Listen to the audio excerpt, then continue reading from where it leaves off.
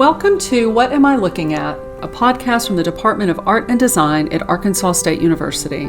My name is Dr. Tima Balducci, and I'm a professor specializing in modern and contemporary art. Throughout this series, each presenter will be giving insight into works of art that are in some way unusual, sometimes strange, sometimes hard to understand. I hope you enjoy today's exploration of the visual on your radio. The history of Western art is filled with images of ideal bodies.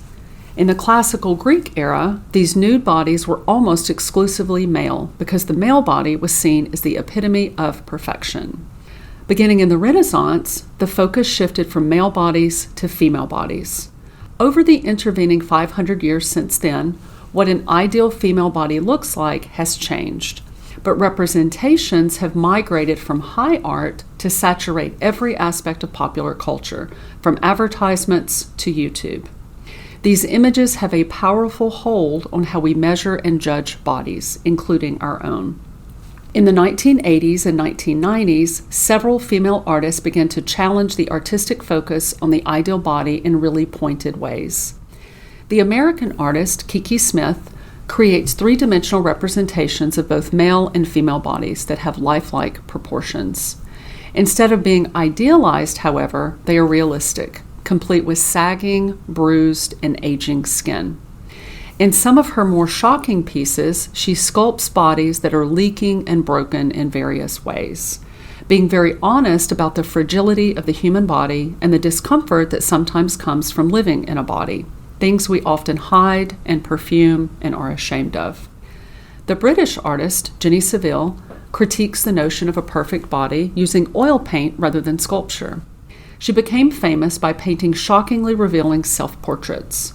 With herself as subject, she focused on large bodies that seemed about to burst the confines of their canvases, bodies that are difficult to contain and that spill outside their boundaries.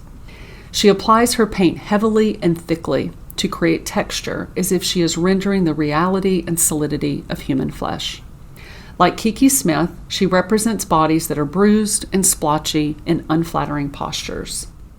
As part of her research, Saville watched a plastic surgeon at work as he actually moved human flesh around. This experience had a strong impact on the way she manipulates paint to render the tactility of human flesh.